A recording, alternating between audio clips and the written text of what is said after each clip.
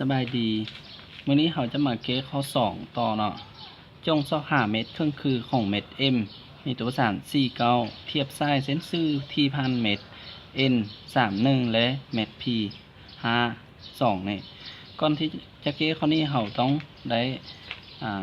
สังเกตเห็นว่าตัวนี้มันเป็นเม็ดเทียบไส้เส้นซื่อฉะนั้นเขาอยากซอกหาได้เม็ดเครื่องคือเขาต้องซอกหาสมผลเส้นซื่อที่พัน2เม็ดนี้ก่อนก็คือเขาต้องได้สังเกตจากพวกตัวนี้เขาจะวางแต่ละเม็ดซ้ายเม็ด N มีตัวประสาน49เขาจะวางได้ตามตัวนี้อยู่จุดนี้แล้วเม็ด N มีตัวประสาน31เขาวางตามตัวนี้ P มีตัวประสานเม็ด52จะได้อยู่จุดนี้หลังจากนั้นเขาต่อส่งเม็ด P N นี่ใส่กันเพื่อให้เขาได้เส้นซื่อ P N นี่ก็คือเส้นซื่อตัวอย่างเขาวางตัวนี้เป็นเส้นซื่อ D ได้1นี่หรือว่าเขาวางเป็นเส้นซื่อ D 1ซะนี่แล้วเขาวิธีเก๊เขาจะต้องได้เต็มเส้นซื่อหรือว่าซอหาเส้นซื่อที่ตั้งฉากกับเส้นซื่อ D นี่เขาวางเส้นซื่อ D ขีดได้1นี่หรือว่า D 2นี่ตอนนี้ D 2นี่จะตั้งฉากกับ D 1นี่แล้วเขาจะไปซอกหาเม็ดตัวอย่างเขาวางนี้เป็นจุดตัดของ2เส้นซื่อนี้เป็นเม็ด I แล้วเขาจะไปซอกหาเม็ด M ได้1อยู่ภาคนี้เพื่อให้ดวงเงาของ MI จะเท่ากับ I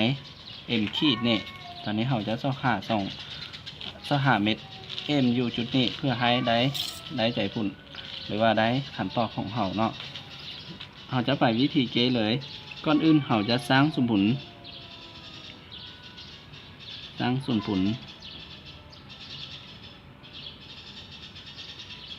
D ที่ผ่านเม็ด N และเม็ด P เนี่ยตามบทก้อนที่เขาเคยสอนให้ไปให้นั้นแล้วมันจะซอกหาสมผลเส้นซื่อที่ผ่าน2เม็ดเขาจะสอนจะเขียนได้ y ลบให้เนี่ยเขาเอาเม็ด P นี่เป็นเม็ดทำอิฐ y ลบ2ส่วนให้2ลบให้1เนี่ยจะเท่ากับ x ลบให้5ส่วนให้5ลบให้3เนี่ยจากตัวนี้เราจะได้สมผลคือ2คูณ y ลบ2เท่ากับ x ลบ5เนี่ยหรือเราได้ x ลบ2y ลบ1เท่ากับ0เนี่ยนี่ก็คือสมผลเส้นซื่อ D เนี่ยหลังจากได้สมผลเส้นซื่อ D แล้วเราจะไปเขียนสมผลเส้นซื่อ D 2หรือว่าตัวนี้เขาเรียกว่า D 1เนาะแล้วตัวนี้ D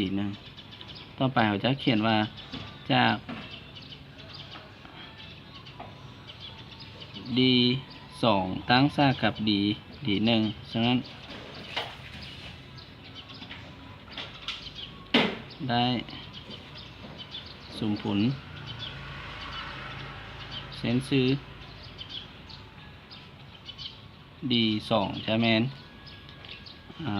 สัมประสิทธิ์ของตัวนี้เป็น2ลบ1ลบ2ทั้งเราจะได้ตัวนี้2 x บวก y เท่ากับบวก4เท่า0นี่ย้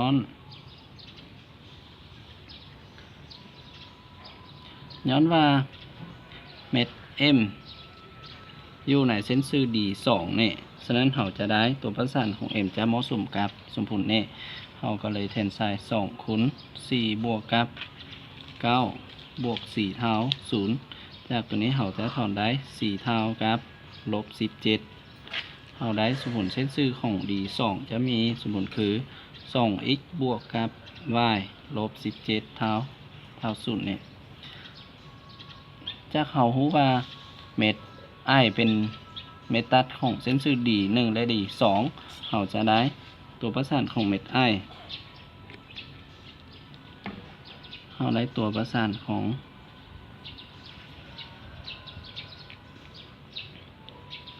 เม็ด I แมนใจผลของระบบสมผล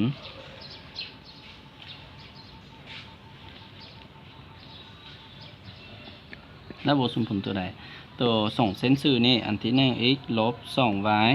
ลบ1เท่า0ที่2 2x บวก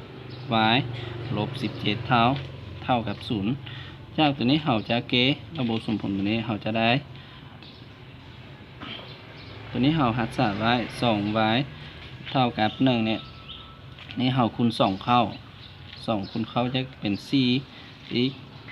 บวกให้ 2y เท่ากับ34เราบวกกันตัวนี้จะกลายเป็น 5x ตัวนี้กลายเป็น0ซึ่งเท่ากับ35เราจะถอนเอาได้ x เท่ากับ35หาร5ได้7เขาเทนไส้1ใน2นี้เราก็จะได้ค่าของ y เท่ากับ3เนี่ยดังนั้นเราจะได้จากตัวนี้เราได้เม็ดไอมีตัวประสานแมน3เนี่ยหลังจะได้ไอแล้วเรารู้ว่าไอเป็นเม็ดจากตัวนี้เรารู้ว่าไอเป็นเม็ดตัดของ D1 และ D2 ฉะนั้น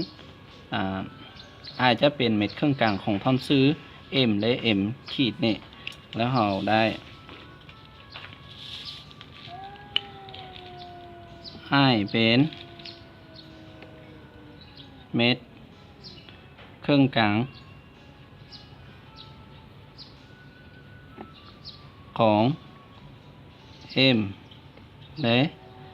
M ขีดเนี่ยซึ่งว่า M ขีดแมนเม็ดครึ่งคือ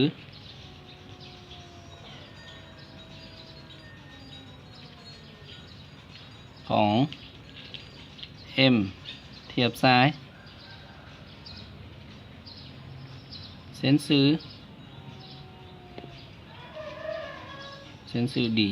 D1 เนี่ยดังนั้นเราจะได้ตัวประสานของเม็ด I จะเป็นเม็ดเครื่องกันฉะนั้นตัวนี้เราจะถอนได้เม็ดตัวประสานของเม็ด M ขีดจะเท่ากับ2i 2xi ลบ x m และ y m ขีดจะเท่ากับ2yi ลบ y m นี่แล้วตัวนี้เราเทนค่าเราจะได้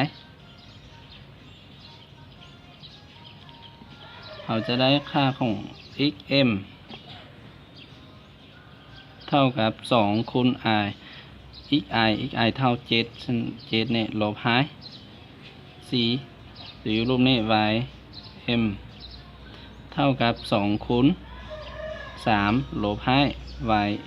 m เท่า9และถอนได้ x m ขีดเท่ากับ10และ y m ขีดเท่ากับลบ3ดังนั้นเราจะได้ค่าหรือว่าเม็ดที่เราซอกแมน M ขีดเนี่ยจะมีตัวประสานคือ10ลบ3เนี่ยนี่จะคือเม็ดที่เราจะต้องได้ไปซอกนั่นฉะนั้นข้อนี้มันก็บ่ได้ยากแต่ว่ามันก็บ่ได้ง่ายเนาะฉะนั้นถ้าเราบ่ฮู้จะใช้วิธีใดเก้เราจะพยายามเบิ่งตัวนี้เราจะใช้วิธีซอกหาเม็ดเครื่องคือของเม็ด M เทียบไส้เส้นซื่อเขาจะเก้โดยวิธีสร้างศูนย์เส้นซื่อแล้วเขาจะซอกหาตัวประสานของเม็ด M ตามตัวนี้เขาจะได้ M มีตัวประสานคือ10ลบ3เนี่ย